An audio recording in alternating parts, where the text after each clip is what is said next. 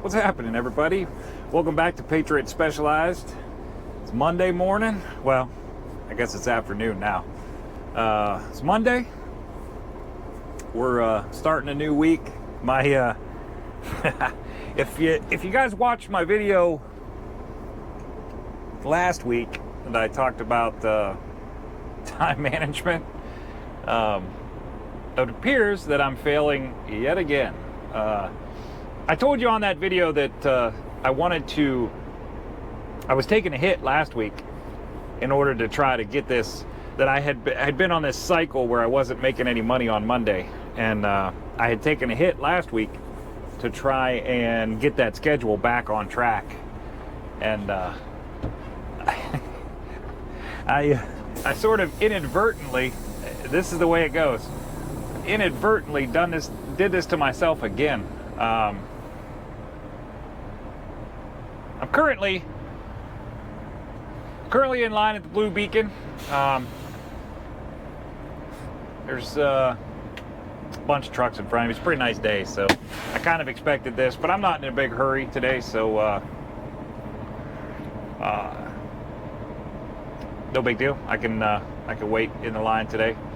Anyways, I booked a load last week out of Iowa, going to the port in Baltimore, with the intention of that getting my week back on track, where I would deliver Monday, load Monday, and I'd be making money immediately on every week. And it seemed like I was on this cycle that I wasn't able to get that switched back to doing that, and I would be losing Monday. And it just seemed like the way freight rates are right now, and if you guys are out here running and you're finding your own loads or whatever, you know what I'm talking about. These freight rates right now are just terrible. So it's a little bit more of a struggle now, and I'm going to talk a little bit on this video. That's one thing I wanted to talk about on this video, was how I find freight and what I'm thinking about and how I do it. But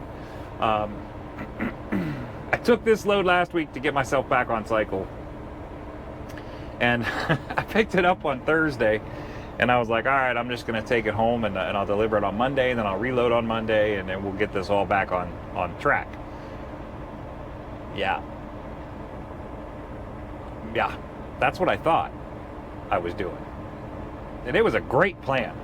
And in the military, in the Marine Corps, we had a saying that no good plan survives contact with the enemy. And that is 100% true with this. I booked this load, picked it up Thursday. I'm rolling along on Friday. You saw me. If you watched the video, you saw me. I had to shut down a little bit early Thursday night because of the snowstorm. Rolling on home Friday, and I got an email, and I didn't even realize it. It's probably my own fault. The port isn't open. It's President's Day, and the port isn't open on holidays. So what I thought I would be delivering today and reloading today, I can't, because the port's not open. So I kind of did this to myself again. I got myself in a position where I'm not making any money on Monday. So man, that's it. I didn't even realize it, man. This is totally my fault. I should have thought about it, I guess. I mean, I'm in the port enough that I should know, and I don't. So I didn't even think about it. So unfortunately, I'm right back in that same thing again this week, where I got myself trapped for Monday. But it gave me an opportunity to spend a little bit more time at home. That was really nice, being home this morning, waking up and with my family, and that was nice. So I definitely can't argue with that end of it. And it's an absolutely gorgeous day. So that was February 20th, and it's 62 degrees right now in Ohio. So I'm very thankful for the mild winter we've had this year. So it gave me some opportunity. My wife works from home, and she went to work this morning about 8 o'clock. She had a tire going bad on her, had a nail in a tire on her car, and so I took it off, ran it up, had it fixed, and then when I got back from that, I had spent some time looking for loads, and that's one thing I wanted to talk about. I never talk about it, or I haven't talked about it yet, on how I find loads, where I find them from, where they come from. I'm in a very unique situation. I run this truck like an owner-operator. Although I'm not. The company owns the truck, and they just allow me to do full faith in me, full trust in me, and I'm thankful for that. And I'd like to believe that my performance has led to that. But I'm very grateful, and it's a sort of a very unique situation that you don't get into very often. So when I'm looking for loads, here's the things that I'm thinking about. Number one, there's a few different sources that I use for looking for loads. We have a company board where our agents will post loads. I can go on there and look and see, all the information is in there. They do a real good job of making sure all the information is there. Unfortunately, most of the RGN work, low boy, double drop RGN stuff, generally the agents have drivers that they work with a lot. They're in their area, or it's a lane that they run. So not a lot of that freight gets posted on the board, so it's a little more difficult to find. Your step deck, your flatbed, and your van freight is just, it's very plentiful there. My situation, given the type of trailer I have, it's not usually as plentiful. So I got to use a couple different sources in order to find freight. Obviously I go to our agent board first. I see what's there. Sometimes it works out, sometimes it doesn't. Then my second stop is usually Internet Truck Stop. Internet Truck Stop has been around forever. They certainly have, I like their website. I like the ease of use of their website. You can get on there and put yourself, I don't search, you can search a ton of different ways. You can get on there, and I'm going to try to pull up a screenshot here and show you what that looks like. I will search, most of the time I search the location that I'm at or that I'm going to, wherever I'm looking for freight, wherever I'm going to be. I will search that location to anywhere. I don't generally put point to point in there unless there's, unless I have to go to that area, which I try not to put myself in a position where I have to be in a specific area, because it limits the amount of freight that's available to you. So I generally search whatever point I'm going. Like for right now, I'm going to be in Baltimore. I actually found a load, so we'll just use an example. I'm going to be in Baltimore, so I search Baltimore, and you can search a radius of how far you want to be away from there. What your deadhead miles, you don't want to go more or less deadhead miles. So in my case, for the load that I found, I searched Baltimore within a 100-mile range going to anywhere. It also allows you to put in, they're moving them through right now. Wow. Maybe I won't be here as long as I thought. You search it up. All right, well, hang on one second. Well, sorry about that. Had to disappear there for a minute. My permit department called. We're talking about booking loads. I just booked a load, and they were calling me to order permits on it. But I was talking about Internet Truck Stop and how oh my gosh. Okay. This is not going to leave me alone today.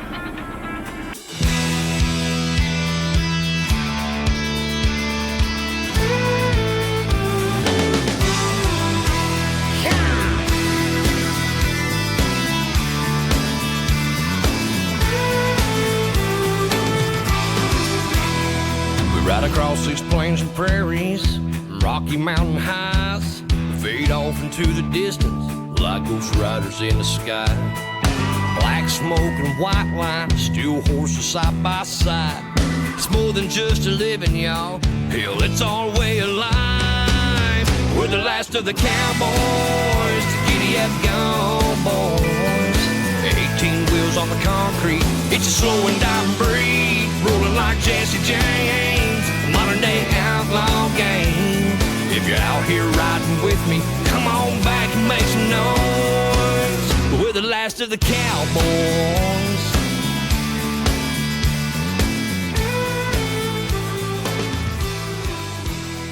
It's a family tradition. Okay, one more time for the people in the back. So I didn't even bother trying to while I was there at the Blue Beacon. I didn't even bother trying to continue to film. It seemed like right then, like the permit phone calls were just coming in. So I'm in Jessup, Maryland now. I ran down here tonight. I'm at the TA in Jessup. And what I was talking about earlier when I was getting the truck washed, which was almost pointless, by the way. Not very long after I got out of the truck wash, I ran into rain. Not bad rain, but enough rain. So,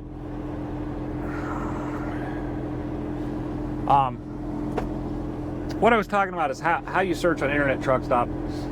You get into Internet Truck Stop is a paid site, so you do have to pay for it. I don't know how much it is. I couldn't seem to. I tried logging in earlier and just looking for the pricing on it, and I couldn't find it anywhere. But it is paid. I don't. You'd have to do some. Maybe one of you guys watching this video knows how much it costs to have a login with Internet Truck Stop. My company pays for it, so they set it all up and they just give me the password to it. So I honestly have no idea.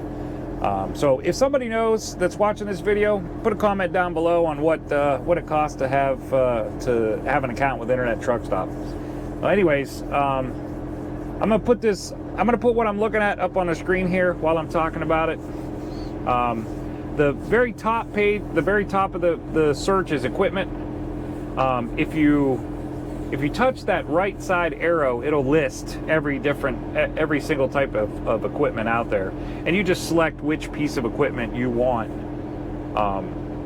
what you want to search. In this particular case that you're looking at, I'm searching double drop, lowboy, and RGN, all three of which my trailer is suited for. If I'm really struggling, I'll put step deck in there and see if there's anything weight-wise with step deck that I can do. Most of the time, as long as it's light enough, I can haul the same thing step decks can, as long as it's light enough and is legal. So once in a while, I'll put that in if I'm really struggling, but not very often. The next line down is the weight that you want to haul, minimum weight, maximum weight. I always put in my maximum weight that I can actually haul about 78,000 pounds on 6 axles with my lightweight. So I can permit about 76,000 pounds. So I always put 76 as my max weight, and then I never bother with length because it really doesn't matter. If I had a stretch trailer, then I would put a length in there, and that would change my search. The next line is the pickup date, and this you can select. When you open this up, you put the little arrow on the right-hand side, and you can select today, tomorrow, or next 7 days. I'll try to put this up there too. Next 7 days, next 14 days, or next 30 days. I'm not 100% sure why anybody would be searching next 30 days, but 14, still a little stretch, pretty far out. 7 days I could see, because if you're heading to California, you're going to have like a 3-day run or so to get out there. If you're running coast to coast, you're going to have a few days involved, so you could be searching several days ahead and see what's out there. You can also put a specific day in there, like if you want to pick up today, you can put in today's date, and it'll just show you the loads that are available for today only. The next line down is where you're coming from, the origin, and what you're seeing here. I'm showing Baltimore, Maryland. Next to it is the radius, and that's on this one, this particular example, you're seeing 125 miles. You can change that to any mileage you want. If you want that to say 1,000 miles, it'll let you search within 1,000 miles of Baltimore. I start at like 100, and then I just kind of work my way up until I find a load that I like. That's a pretty handy tool. And then the final line is the destination, and I generally, what you're seeing here is it says anywhere. That searches the pickup location to anywhere. that's generally how I search, because it'll allow me to see loads. There may not be a load going where I want it to, but there may be a load going through where I want it to. So I generally search the destination anywhere, and that leaves it as wide open as possible for the availability of freight. And then the last thing at the very bottom there, underneath destination, you'll see how many loads are available. Once you do a search and you hit enter for it to do that search, it's going to tell you in that little box down there how many loads are available within the search criteria that you've put in there. That's what is extremely valuable to me, because now that I've searched in Baltimore, and I open up, I'm going to go ahead and open this up and then take a screenshot so you can see what it looks like. It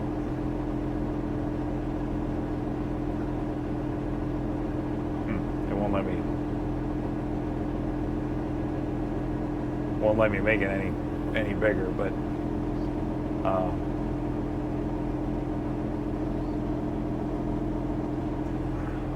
I'll put that screenshot up as well.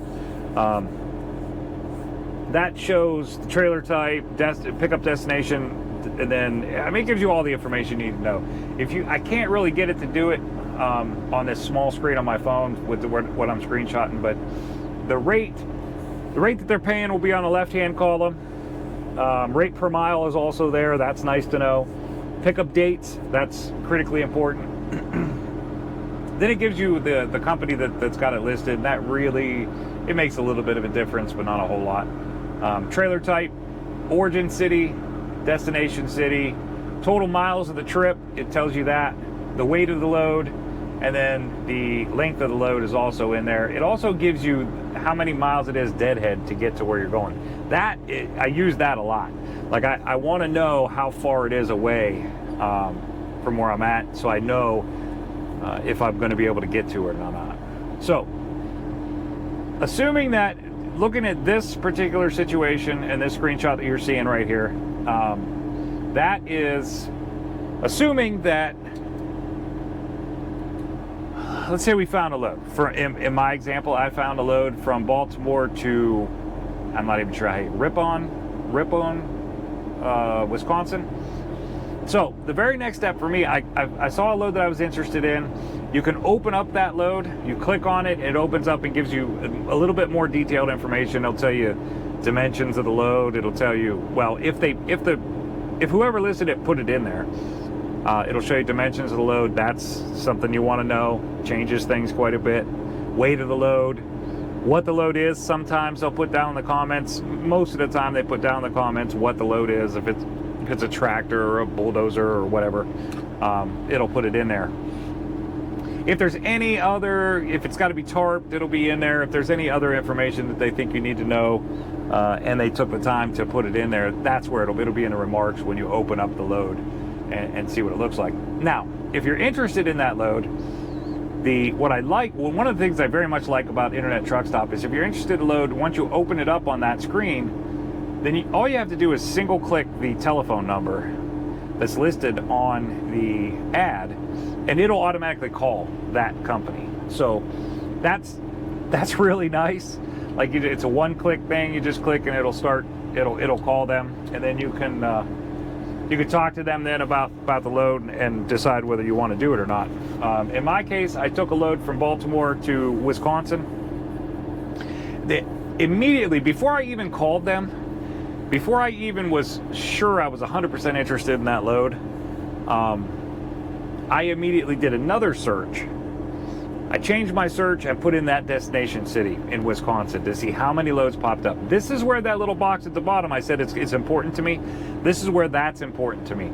Because I don't necessarily look at the loads themselves. I do sometimes, but chances are a lot of that freight is for the same day or the next day, and chances are I'm not going to make it there then anyways. It'll be the next day after that I get there. So I don't put a whole lot of stock in the specific loads that are there in that area, but that number at the very beginning where it said 89 loads on this one, I'm looking for that number. I want to see how many loads are available in that area for my trailer types, for my search criteria. if there's 150 loads within 100 miles of that load, there's a pretty good chance that there's going to be a load that I'm going to want. So that will immediately tell me, yeah, this is a load I want to pursue. So if it pops up and it says there's 10 loads within that search criteria, then I automatically look at those loads and see what they are and where they're going and what the dates are. And that way, maybe I can call ahead. And like, I was sitting at dinner this evening, here at the truck stop. I was sitting at dinner this evening and I was looking at the load board up in Wisconsin to see what was there. I looked at our load board. There is some freight on our load board. I'm not sure any of it's really going to work for me. But then I looked at Internet Truck Stop as well to see what was there. Did a search, did a couple different searches. I went out 300 miles from the delivery just to see what was there. And I don't like to limit myself. I don't like deadheading 300 miles, but if there's a load that's paying $14 a mile, 298 miles away, I'd like to know about it. I'd like to know it's there. Because the way once I have decided that I want a load, or once I've decided that I'm interested in a load, then I look at what they have per mile. Say the load's paying $4,000 on 800 miles. So it's paying, that's a terrible example. Say it's $4,000 on 500 miles. So if it's paying $4,000 on 500 miles and I am 100 miles away from it, then what I do to calculate the per mile charge is I add in that 100 miles that I'm going to have to get to it. I add it into the total amount on the load. So if the load is a 500 mile load and I have to deadhead 100 miles to get to it, I add that in. So to me, that's a 600 mile load. Then I divide it by the total amount that they're offering for the load. And that's how I decide whether I'm interested in that load or not. When that number comes out that where I'm comfortable, then I go for it. Then I'll call that customer and I'll see if I can book that freight. If that number doesn't come out where I want it to be, or it's just a little bit low, I'll sometimes still call because, and here's something you don't, there's always some money. There's always some money buried in there. And if there's not, they'll tell you, I don't have any money. I don't have any additional money in it. I always ask for a little bit more money. Unless they're $10, $12 a mile and it's already that high, then I'm pretty happy with that. And I leave it alone and I don't bother. But anything that's in the not absolutely wonderful range, I'll ask for more money. There's no fault in that at all, especially in the times we're in right now. The way freight rates are really low, there's absolutely you should go after as much money as possible. So that's what I do. The worst they're going to say is no, I don't have any in it. They're not going to hang up the phone on you and say you can't have the load because you asked for more money. That's just not how that's going to go. Typically what they do is you say, I'd like to see $500 more. They'll say, well, I could do $250. And you ended up with $250 more than what it was. So there's absolutely nothing wrong with that. And in the way the freight market is right now, get as much money as you can get because these rates are so low that you almost need to. So that's how I handle. I do. It's very similar with my agent board. It's just a little bit easier of a process to book the load. That's all. Once I call one of our agents on our own board, and I decide I want to do the load, all they got to do is put my truck number on the order number, and it's mine. And then they put it in the system underneath me, and then I can go into our webpage and I can see all the information that I need to see, pickup, delivery, the addresses, everything's there. So it's a little bit simpler of a process, but it's almost identically the same. I don't, as far as calling them and asking about the load and finding out about the money, that's all identical. That's all the same. I do it the same exact way for an agent as I do for Internet Truck Stop. And that's how I decide. That's the system that I use when I'm deciding what loads to take and where to take them.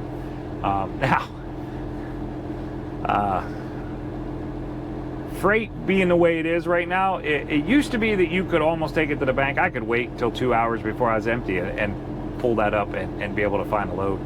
Right now, not the case.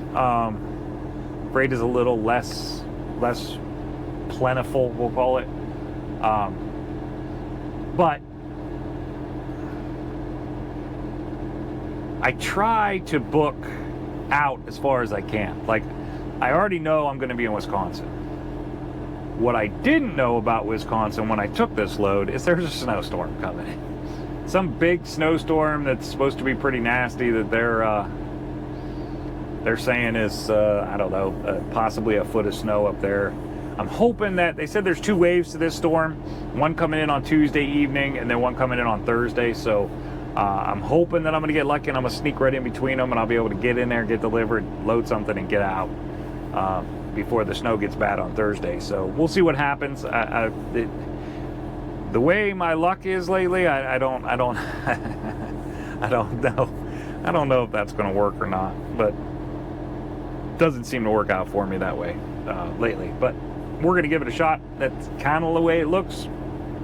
So there you go. I mean, that's how I find freight. That's how I look for freight, and that's how I move around. Generally, I'm not booked out more than 1 or 2 days. It's pretty hard to do. Once in a while, I'll get lucky and string together a few loads that are going to run me for a full week, but not very often. And there's nothing wrong with that. It's nature of the beast, and it's not really hard to do. So that's how I find loads. That's where my loads are coming from. I do use DAT once in a while, the DAT board. I do use it once in a while to find freight, but not very often. A lot of the freight on DAT is also on Internet Truck. They got it cross-posted on both Internet Truck Stop and DAT. So I find that a lot of the loads that I'm looking for, they're on both. So that's it. I mean, it's as simple as that for finding loads. I appreciate everybody tuning in today. Hopefully this helps you. Hopefully, maybe there's some guys out there that had no idea how to do this, and now you have some clue. If you have any questions, comment below and I'll do my best to answer them. I do have, like I said, I'm out in Jessup, Maryland right now. I'll be delivering to the Port of Baltimore tomorrow morning. And I did book another load right out of the port going to Wisconsin. It's actually going to a place I've never heard of, or coming from a place I've never heard of in the port before. I didn't even know it was a thing. So I'll probably end up shooting a little bit of film, because I did do a video where I showed you how to get around the port and get to the 3 places that we would go to. And apparently there's a 4th that I didn't know about. They just opened it. So I'm going to try to shoot a little bit of film while I'm going in there, so that you guys can see where it's at and how to get there. Other than that, we'll shoot a little bit of film in the morning. I got a feeling I have never seen this truck stop as busy as it is tonight. I've never pulled into this truck stop, no matter what time I pull in here. I've never pulled in every single parking space today. There's 391 parking spaces in this truck stop, and they're all full, like all of them. I had to make 4 rounds around the truck stop before I got lucky and somebody pulled out of a spot and I could back into it. So I've never seen it this busy, and I got a feeling, because of the holiday, that a lot of these people are going to the port. A lot of these people are waiting to go where I'm going to in the morning. So I have this bad feeling that it's gonna be a minute getting into the port. Hopefully not. Hopefully it'll go smooth and I'll get in there, and I am planning on going in early, so long before the terminal I'm going to opens up. So hopefully I'll either have time or it'll go smooth going in there. Dropping off in Mid-Atlantic in the Port of Baltimore. I'm picking up at this place they call Building 79. It's like somehow it's a spin-off of Shed 12. I don't know, never heard of it, so we'll see what happens. Should be interesting. Pretty easy load, it looks like. Just 1 crate, 11,000 pounds. That's got me a little bit worried. With the snow coming in Wisconsin, I'd kind of like to have some weight to help me out, but dimensions got me a little bit. We'll see how they are when I get there. Supposedly this thing's 222 inches long by 10 foot 3 inches wide, and it's supposed to be exactly 144 inches tall, which is 12 foot, which is all my trailer can take. And that much weight is not going to squat my trailer much. So the back of my trailer is actually, when it's empty, it sits at about 22 inches. 20 inches anyways. So there may be a height issue there. I don't know. We'll find out in the morning once I put it on. I'll try to film some in the morning. Like I said, I appreciate everybody. Tuning in. Hopefully this information I gave you is helpful. If you got any questions, comment below. Ask your question. I'll do my best to get back to you. I'll probably have some time tomorrow morning to do that. If not, if you know what Internet Truck Stop costs to get a subscription to it, please comment below so that everybody else can see what it costs. I have no idea what it costs to subscribe. So I appreciate everybody watching. I look forward to seeing your comments, and I will talk to you soon.